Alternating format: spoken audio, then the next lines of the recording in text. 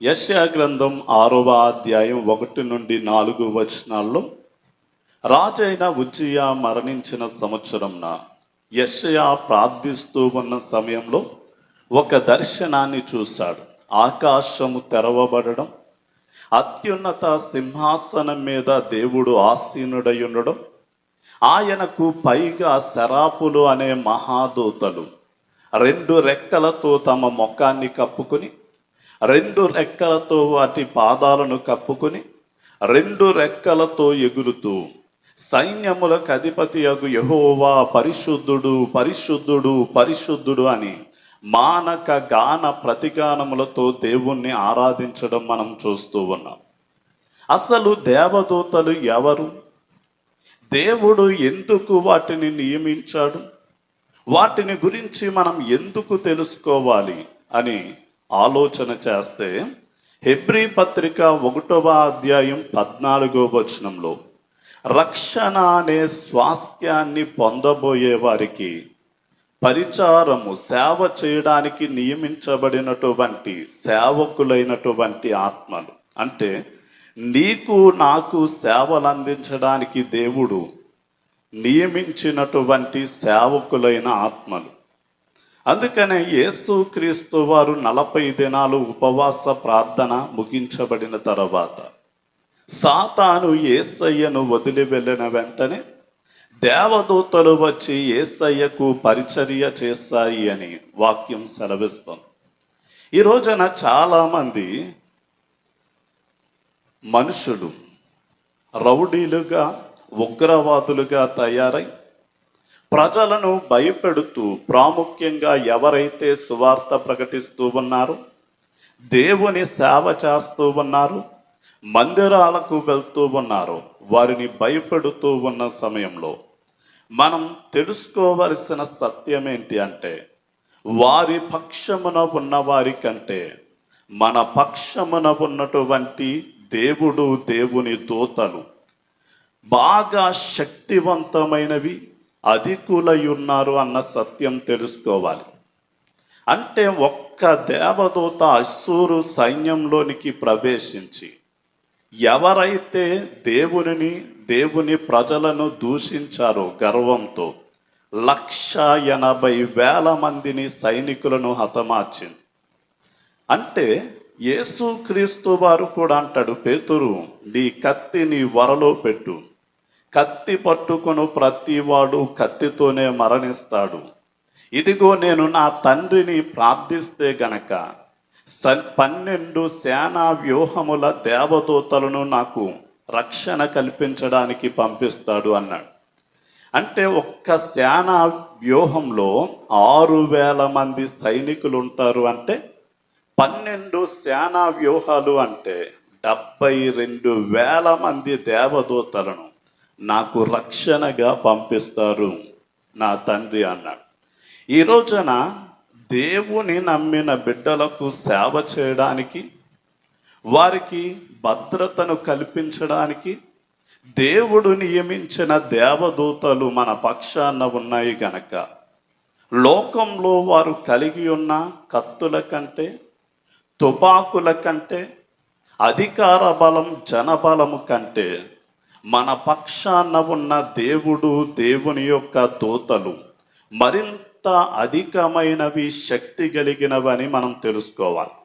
సరే, దేవుడు అత్యున్నతమైన సింహాసనం మీద ఆసీనుడై ఉన్న సమయంలో శరాపులు అనే మహాదూతలు 2 రెక్కలతో వాటి ముఖాన్ని కప్పుకున్నాయి. దాని యొక్క భావం ఏంటి అంటే, యెషయా భక్తుడైన, ప్రపంచవ్యాప్తముగా ఉన్న దేవుని భక్తులందరూ కూడా సేవకుల మీద, తమ ముఖము మీద తమ దృష్టి పెట్టకూడదు, కానీ దేవుని ముఖము మీద తమ దృష్టిని పెట్టాలి అని అవి సందేశాన్ని ఇస్తూ ఉన్నాయి. ఈ రోజున మనిషి ఆర్థిక పరిస్థితులను, అనారోగ్య పరిస్థితులు, కుటుంబంలో వివాదాలు, వ్యాపారాలలో అభివృద్ధి లేకపోవడం, వివాహమైన భార్యాభర్తల మధ్య ఎన్నో తగాదాలు, ఇలాంటి పరిస్థితుల గుండా వెళ్తూ ఉండగా మా సమస్యలకు పరిష్కారం ఎక్కడ దొరుకుతుంది అని వారు ఏం చేస్తున్నారు అంటే తడుములాడి, ఈ సేవకుడు కాదు ఆ సేవకుడు అని, ఆ సేవకుడు కాదు పలానా చోటున్న సేవకుడు అని, మనుష్యులు తమ సమస్యలను పరిష్కరిస్తారు అని తిరుగుతూ ఉన్నారు. కానీ మనం తెలుసుకోవలసిన సత్యం ఏంటి అంటే, ఆకాశమందున్న ఆసీనుడా నీ తట్టు నా కనులెత్తుచున్నాను. దాసి కన్నులు యజమానురాలు చేతి తట్టు చూచినట్లుగా, దాసుని కన్నులు తన యజమానుని చేతి తట్టు చూచినట్లుగా, నీవు నన్ను కరుణించే వరకు నా కన్నులు నీ వైపే చూస్తాయి అని భక్తుడు ఎలా అయితే మాట్లాడాడో, మనము కూడా దేవుడు కనికరించి మన సమస్యలను పరిష్కరించేంత వరకు దేవుని మీద మాత్రమే మన దృష్టిని కేంద్రీకరించాలి. అలా అని సేవకుని వదిలిపెట్టాలా అంటే కాదు. సేవకుని ప్రేమించాలి, సేవకుని ప్రార్థన అవసరాన్ని కోరుకోవాలి. సంఘ బిడ్డల ప్రార్థన అవసరాన్ని కోరుకుంటూనే మన మనస్సు, మన దృష్టి దేవుని మీద మాత్రమే ఉంచాలి. ఇక దేవదూతలు 2 రెక్కలతో తమ పాదాలను కప్పుకున్నాయి. అంటే దీని యొక్క అర్థం ఏంటి అంటే, దైవ చిత్తానుసారంగా ప్రవర్తించాలి అని. కీర్తనల గ్రంథం 103వ కీర్తన 20వ వచనంలో దేవుని చిత్తాన్ని నెరవేర్చు దేవదూతలారా అంటాడు. అంటే పేత సూటిగా చూస్తూ పక్కగా నడిచినట్లుగానే ఈ రోజైనా చాలామంది భక్తులు ఏం చేస్తున్నారు అంటే వక్ర మార్గాలలో ప్రయాణం చేస్తూ ఉన్నారు. కానీ యేసయ్య అంటాడు, పరలోకమందున్న నా తండ్రి చిత్తము నెరవేర్చుటయే నాకు ఆహారం అయ్యున్నది అని. ఆయన దగ్గరికి వచ్చిన శిష్యులతో చెప్తారు, ఇదిగో పరలోకమందున్న నా తండ్రి చిత్తము నెరవేర్చువాడే నాకు తమ్ముడు చెల్లెళ్ళుగా ఎంచబడతారు అన్నాడు. తండ్రి, చేయుటకు నీవు నా చేతికి ఇచ్చిన పనిని సంపూర్ణముగా నెరవేర్చి భూమి మీద నిన్ను మహిమపరిచాను అన్నాడు.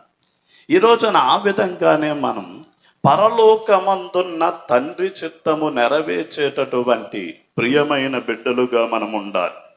ఇక 2 రెక్కలతో అవి ఎగురుతూ ఉన్నట్లుగా మనం చూడవచ్చు. ఎగరడము అనేది ఉన్నతమైన అనుభవాన్ని సూచిస్తూ ఉంది.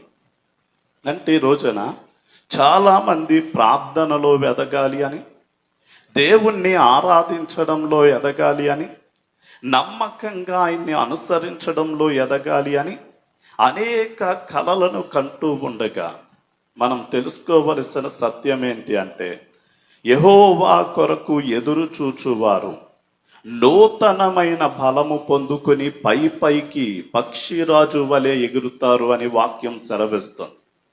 అంటే మనంతటా మనం ఎగరలేము, కానీ దేవుడు మనల్ని బలపరిచినప్పుడు మనం పైకి ఎగరగలుగుతాం. దేవుడు ఎలా బలపరుస్తాడు అంటే, ఎవరైతే నమ్మి బాప్తిసం పొందుకున్నారో వారిని పరిశుద్ధాత్మ శక్తితో నింపడం ద్వారా, పరిశుద్ధాత్మ జ్ఞానంతో నింపడము ద్వారా, దేవుని వరములతో ఫలములతో నింపడము ద్వారా వారు పేతురు వలె ఏం చేస్తారంటే, ఒకప్పుడు పేతురు పిలికివాడిగా ఉండి యేసు ఎవరో తెలియదు అన్నాడు. అదే పేతురు దేవుని ఆత్మను పొందిన తర్వాత యేసు నామము ద్వారా తప్ప ఏ నామమున రక్షణ లేదు అని ధైర్యంగా ప్రకటించాడు. దేవుని కోసం ఉన్నతంగా బ్రతికాడు. కనుక మనము కూడా దేవుని కోసం ఉన్నతమైన అనుభవాల్లోనికి వెళ్ళాలి అంటే పరిశుద్ధాత్మ శక్తిని పొందుకొని ఆత్మీయ అనుభవాలలో ఎదగాలి. ఇక దేవదూతలు ఒకరికి ఒకరు కలిసి గాన ప్రతిగానములతో దేవుణ్ణి ఆరాధించారు. అంటే గాన ప్రతిగానములతో ఒకరితో కలిసి మరొకరు ఆరాధించారు. అంటే ఆ దేవదూతలు ఏం చెప్తున్నాయి అంటే, ఇదిగో మేమంతా కూడా దేవుని చేత సృష్టింపబడిన వారు, మేము కలిసి దేవుణ్ణి ఆరాధిస్తున్నాం, కలిసి దేవుని చిత్తాన్ని నెరవేరుస్తున్నాం. ఆయన మా సృష్టికర్త, మేము ఆయన చేత సృష్టింపబడిన వారు. మా మధ్య ఎలాంటి విభేదాలు లేవని సూచిస్తూ ఉన్నారు. ఈ రోజున భూమి మీద ఉన్న దేవుని పిల్లలందరూ కూడా వారు ఏ ఏ సంఘాలకు చెందిన వారైనా కలిసి ఐక్యతతో దేవుణ్ణి ఆరాధించాలి. అందుకనే యేసయ్య నాయందు విశ్వాసముంచిన వారందరూ ఏకముగా ఉండాలని వారి గురించి ప్రార్థిస్తున్నాను అన్నాడు. సహోదరులు ఐక్యత ఉన్న చోట దేవుని జీవం, పరలోకము తెరవబడి వారి మీదకి దేవుని యొక్క ఆత్మ ఆశీర్వాదం వర్షము వలె మంచు వలె దిగి వస్తుంది గనక దేవదూతలు ఐక్యత కలిగి ఉండాలి అని మనకి నేర్పిస్తున్నారు. ఇక వారు చివరిగా సైన్యములకు అధిపతియగు యెహోవా పరిశుద్ధుడు పరిశుద్ధుడు పరిశుద్ధుడు అని మానక గాన ప్రతిగానములతో దేవుణ్ణి స్తుతిస్తూ ఉంటే దేవాలయపు పునాదుల కమ్ములు కూడా అదురుతూ ఉన్నాయి అని వాక్యం సెలవిస్తుంది. అంటే ఈ రోజున మనం దేవుణ్ణి ఎందును బట్టి స్తుతించి స్తోత్రాలు చెప్పాలి అంటే దేవుడు సృష్టికర్త అయి ఉన్నాడు, సర్వాధికారము కలిగిన దేవుడై ఉన్నాడు, సర్వ జ్ఞానం, ప్రేమ, మంచితనం, దయ, కృప, నీతి న్యాయాలు కలిగిన దేవుడై ఉన్నాడు గనక ఆయన ఏమై ఉన్నాడు, ఆయన ఉత్తమమైన గుణలక్షణాలను గుర్తించి దేవుణ్ణి ఆరాధించాలి. అదే సమయమందు మన జీవితంలో ఆయన ఏం చేశాడో ఆ మేలులన్నిటినీ కూడా జ్ఞాపకానికి తెచ్చుకుని ఏం చేయాలి అంటే దేవుడు చేసిన ప్రతి మేలులను బట్టి థ్యాంక్స్ గివింగ్, కృతజ్ఞతాస్తుతులు చెల్లించే వారిగా ఉండాలి. ప్రార్థన. తండ్రి, నీకే వందనాలు స్తుతులు చెల్లిస్తాను. ఎవరైతే ఈ మాటలు వింటూ ఉన్నారు దేవదూతల వలె వారు దేవుని మీదే దృష్టిని నిలిపి దైవ చిత్తానుసారంగా ప్రవర్తిస్తూ ఉన్నతమైన అనుభవాన్ని కలిగి ఐక్యత కలిగి గుణలక్షణాలను గుర్తించి ఆరాధిస్తూ నిన్ను స్తుతించే వారిగా ఉండడానికి సహాయం చేయమని యేసు నామంలో అడిగి వేడుకుంటున్నాం తండ్రి. ఆమేన్.